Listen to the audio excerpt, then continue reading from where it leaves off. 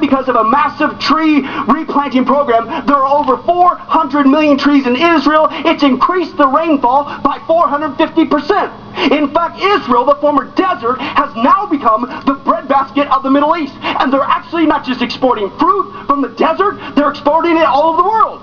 In fact, Israel diverted the water from the Sea of Galilee, get this, and channeled it to the sections of guess where?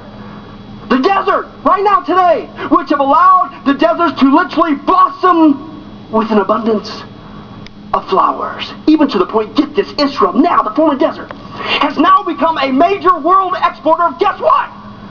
Flowers and ornamental plants. The Bible said, when you are in the last days. But that's still a seventh end time prophecy concerning the Jewish people. It's one day they would have a powerful military. Do they have one? Slightly. Listen to this. God said, here, wake up. When you see this, your redemption's coming near. Zechariah 12:6 says this, on that day, I will make, God speak, I will make the leaders of Judah like a fire pot in a wood pile. Crown translation, how many men got a barbecue and you put way too much of the fluid on there? Okay, that's kind of what God's going to do with Israel. Okay, that's it. Anyway, like a flaming torch among sheaves, they will consume Israel, will consume right and left all the surrounding peoples, but Jerusalem will remain intact in her place. Crown translation, don't mess with Israel. You're messing with God. But that's not all what I want to bring out. Folks, outnumbered against all odds. If you know the history of Israel when they got back in the land, Israeli forces have astounded the world by their victories over and over and over again during 6 wars.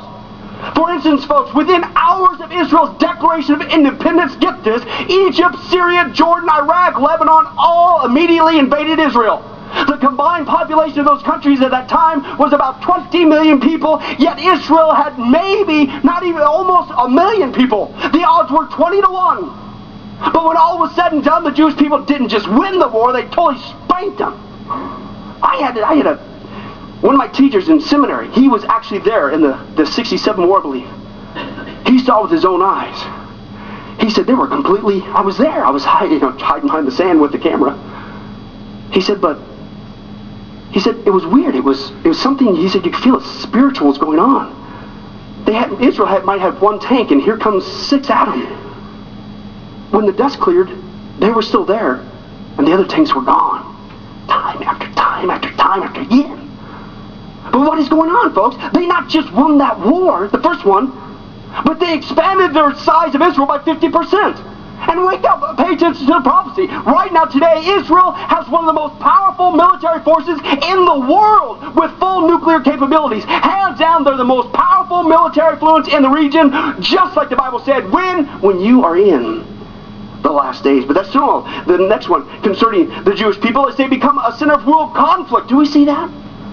Wake up, folks. Every time you turn on the news, you're watching this unfold before your very eyes. Zechariah verse 12, 2 and 3 says this, I am going to make Jerusalem a cup that sends all the surrounding peoples reeling. Judah will be besieged as well as Jerusalem. And on that day when the nations of the world's going to turn against Israel. There are people starting to do that. He says, on that day when the nations of the earth are gathered against her, I will make Jerusalem an immovable rock to all the nations, and all who try to move it will actually injure themselves. People of God, again, as we already said in 1948, when the Jewish people became that nation, within hours, the nations around them have declared war against Israel, and the fighting has never stopped. It also just so happens that Israel happens to be at one of the most strategic, significant points in the country for the world's oil reserves. Then to make matters even worse, Israel happens to be the headquarters of the world's 3 largest religions. And that's why you and I can turn on the newspaper, read the newspaper, turn on TV every single day and see that Israel has indeed, tiny little Israel, you can fit 17 of them in the state of California, has become a center of what? World conflict, an international problem, just like the Bible said. When you're in the last days. The 9th and final sign of the Jewish people, knowing you are in the last days, is when you saw the people doing what?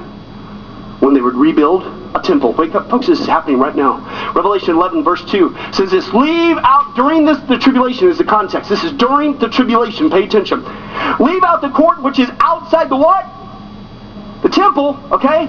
And do not measure it. For it has been given to the nations, and they will tread underfoot the holy city, Jerusalem, defined by the context, for 42 months.